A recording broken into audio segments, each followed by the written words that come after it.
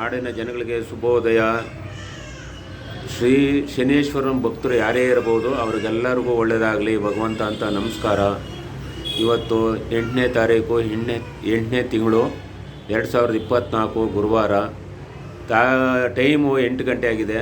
ಗುರು ರಾಘವೇಂದ್ರ ಸ್ವಾಮಿ ಪೂಜೆ ಮಾಡಿಸಿ ಆರಾಧನೆ ಮಾಡಿ, ನಾವು ಶನಿದೇವ್ರನ್ನ ಪೂಜೆ ಮಾಡಿ ಶನಿದೇವ್ರಿಗೆ ಕೇಳ್ಕೊಂಡು ನಾವು ವಿಡಿಯೋ ಮಾಡೋದು. ಭಗವಂತ ಎಲ್ಲ ಒಳ್ಳೆಯದಾಗಲಪ್ಪ ಅಂತ ಅಷ್ಟಕ್ಕೆ ಹೇಳಬಲ್ವಿ. ಯಾವುದೇ ಸಮಸ್ಯೆ ಇರಲಿ, ಯಾವುದೇ ರೋಗ ಇರಲಿ, ಯಾವುದೇ ಇದಾಗಲಿ, ಆ ಭಗವಂತ ಒಳ್ಳೇದು ಮಾಡ್ತಾನೆ. ನೀವು ಶನಿದೇವ್ರ ದೇವಸ್ಥಾನಕ್ಕೆ ಎಲ್ಲಾದರೂ ಹೋಗ್ಬೋದು. ಇಲ್ಲ ಕಷ್ಟ ಅಂತ ಬಂದಾಗ ಈ ಪರಿಹಾರ ಮಾಡೋಕ್ಕೆ ನಮ್ಮಂಥವ್ರು ಬೇಕಾದಷ್ಟು ಜನ ಇದ್ದಾರೆ. ಶನಿಮಾತ್ಮ ದೇವಸ್ಥಾನಕ್ಕೆ ಹೋಗಿ ಪೂಜೆ ಮಾಡಿಸಿ ಒಳ್ಳೆಯದಾಯ್ತದೆ. ನವಗ್ರಹ ಶಾಂತಿ ಅಂದರೆ ತುಂಬ ಶ್ರೇಷ್ಠ. ನಾವು ಏನೇ ಮಾಡಿದ್ರೂ ಆ ಭಗವಂತ ಒಳ್ಳೇದು ಮಾಡ್ತಾನೆ. ನವಗ್ರಹ ಶಾಂತಿ ಮಾಡೋದಕ್ಕೂ ಶ್ರಾವಣ ಮಾಸ ಕತೆ ಓದೋದು ಎಲ್ಲರಿಗೂ ಒಳ್ಳೆಯದಾಯ್ತದೆ. ನಾವು ಏನೇನು ಮಾಡಿರ್ತೀವಿ ಅದೆಲ್ಲ ಕೈಗೂಡಬೇಕಾದ್ರೆ ಆ ಭಗವಂತನ ಸೇವೆ ಮಾಡಿದ್ರೆ ಎಲ್ಲರಿಗೂ ಒಳ್ಳೆಯದಾಯ್ತದೆ.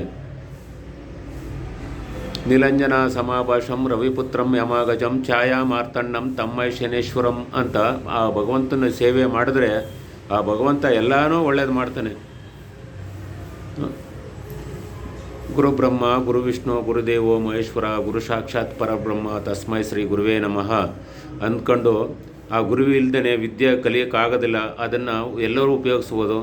ಹೆಜ್ಜೆ ಇಡಬೇಕಾದ್ರೆ ಮುಂದೆ ಏನೋ ಧರ್ಮ, ಹಿಂದ್ಗಡೆದು ನಾನು ಧರ್ಮ ಮಾಡಬೇಕು ಅಂತ ಹಿಂದ್ಗಡೆನೇ ಬರ್ತಾನೆ ಇರ್ತಾನೆ.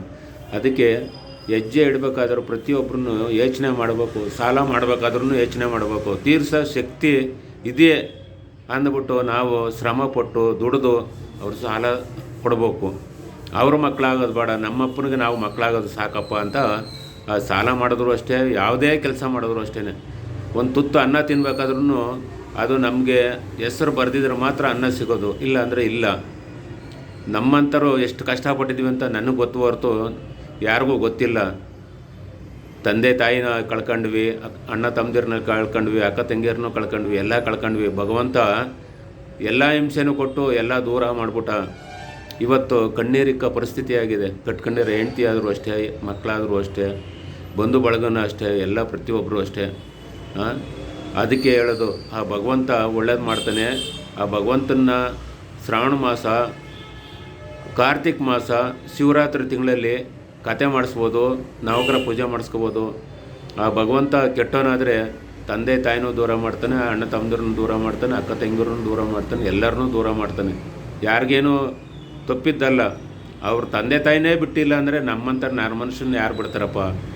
ಅದಕ್ಕೆ ಹೇಳಿದ್ದು, ಪ್ರತಿಯೊಬ್ಬ ಮನುಷ್ಯನು ನವಗ್ರಹ ಅಂದರೆ ಬೆಳಿಗ್ಗೆ 5 ಗಂಟೆಗೆ ಸುತ್ತಿದ್ರೆ ತುಂಬ ಶ್ರೇಷ್ಠ. ಹಗಲತ್ತು ಮಾಡಿದ್ರೆ ಸುಮ್ಮನೆ ವೇಸ್ಟು. ನಾನು ಹೋಗಿದ್ದೆ ಗುಡಿಗೆ ಅನ್ನೋಕ್ಕೆ ಹೆಸ್ರಾಯ್ತದೆ ಅಷ್ಟೇ. ಬೆಳಿಗ್ಗೆ 5 ಗಂಟೆಗೆ ಸುತ್ತಬಿಟ್ಟು ಬಂದರೆ ಎಲ್ಲರಿಗೂ ಅನುಕೂಲ ಆಯ್ತದೆ. ರಾವು ಕಾಲ ಅಂದರೆ ಬೆಳಿಗ್ಗೆ ಸುತ್ತಿದ್ರೆ ಏನು ಪ್ರಯೋಜನ? ಬೆಳಿಗ್ಗೆ 5 ಗಂಟೆಗೆ ಹೋಗಿ ಸುತ್ತಿದ್ರೆ ನಿಮಗೆ ಆ ಸುತ್ತಿದ್ದಕ್ಕೂ ಫಲ ಸಿಗ್ತದೆ, ನಿಮ್ಗೆ ಅನುಕೂಲನೂ ಆಯ್ತದೆ, ಎಲ್ಲನೂ ಆಯ್ತದೆ. ಇಷ್ಟೆಲ್ಲ ಹೇಳಬಲ್ವಿ. ಇವತ್ತು ತುಂಬ ಶ್ರೇಷ್ಠದ ದಿನ ನೋಡಿ. ರಾವುಗಾಲ 10 ಗಂಟೆ ಮೇಲೆ ಹೋದ್ರೆ ದೇವಸ್ಥಾನಕ್ಕೆ ಹೋಗಿದ್ರೂ ಸಾಯಂಕಾಲನೂ ಹೋಗಿ 6:30 ಮೇಲೆ ಅಮ್ಮನವ್ರ ದೇವಸ್ಥಾನಕ್ಕೆ ಹೋಗಿ ಪೂಜೆ ಮಾಡಿಸ್ಕೊಬನ್ನಿ. ತಾಯಿನೂ ಬರ್ತಾಳೆ, ನಿಮ್ಗೆ ಲಕ್ಷ್ಮಿನೂ ಕೈಗೂಡ್ತದೆ, ಎಲ್ಲನೂ ಆಯ್ತದೆ. ಇಷ್ಟೆಲ್ಲ ಹೇಳ್ತೀವಿ. ನಿಮ್ಮ ಗುರುಗಳಾದ ಶ್ರೀ ರಾಮಾನಂದ ಗುರುಗಳು ಎಲ್ಲರಿಗೂ ನಮಸ್ಕಾರ. ಎಲ್ಲ ಒಳ್ಳೆಯದಾಗಲಿ ಅಂತ ಕೈ ಮುಗಿದು ಇದು ಹೇಳ್ತೀನಿ.